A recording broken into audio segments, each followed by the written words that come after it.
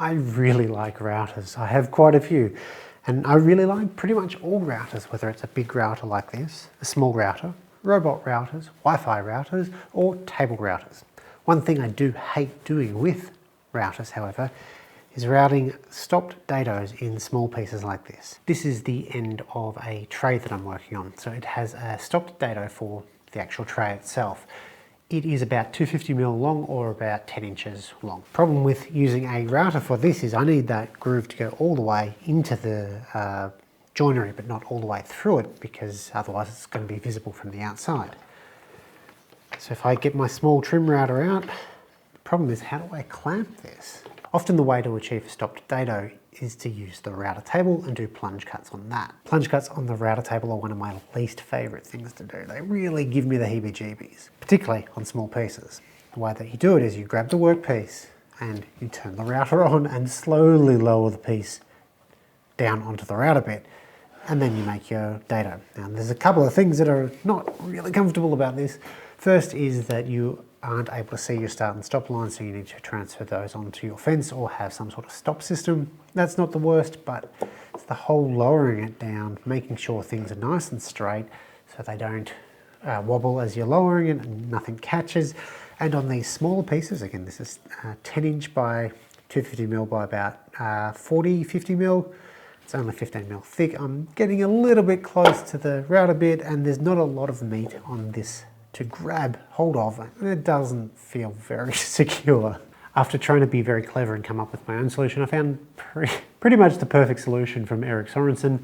He's got a video on how to build his jig that holds the workpiece, so you can use the edge guide of your router, plunge router, to make the groove.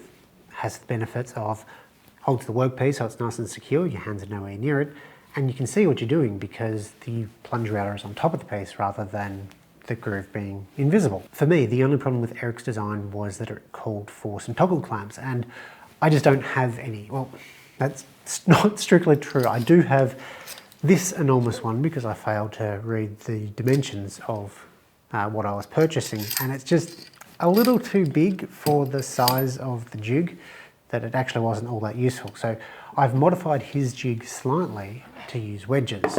So how does it work? Let's go through the components. We've got a fixed fence here, fixed fence here. The router will reference off this edge here. This movable fence or caul helps distribute pressure from the wedges. Put our workpiece in, advance the wedge. That's locked in good and proper and is not going anywhere. The back wedge is screwed in because it's just a little bit easier only having to advance one wedge than two. That's really all there is to it. You can see here it's just two pieces of 18mm plywood. One piece acts as the base, the second piece is the fence. They're screwed together, you absolutely could glue them, but I was in a hurry. This edge is parallel with this edge, which means it's parallel with the workpiece so long as the workpiece is straight. You might think, well, this won't accommodate very thick material, and you're absolutely right. That's kind of the point of this entire jig, is for thin material that is unsafe otherwise. You could of course use thicker fences on it, there's nothing wrong with that. This is the scrap material I had on hand, and for my purposes works fine. Keep in mind this is a jig for small parts where they would be otherwise unsafe. So do you need thicker? Maybe, maybe not. Probably wouldn't go any more than about 25mm or 1 inch thick for the fences, because you need to keep in mind the plunge range on your router. So let's see this actually in action.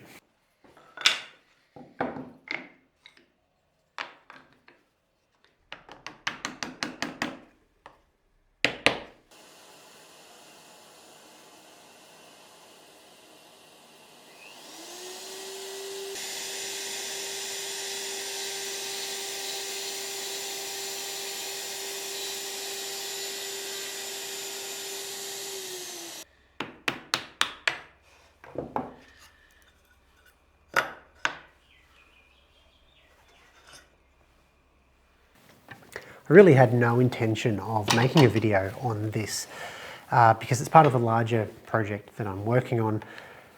It's just this worked so well and was so much safer than the other way of doing it that I kind of felt compelled to.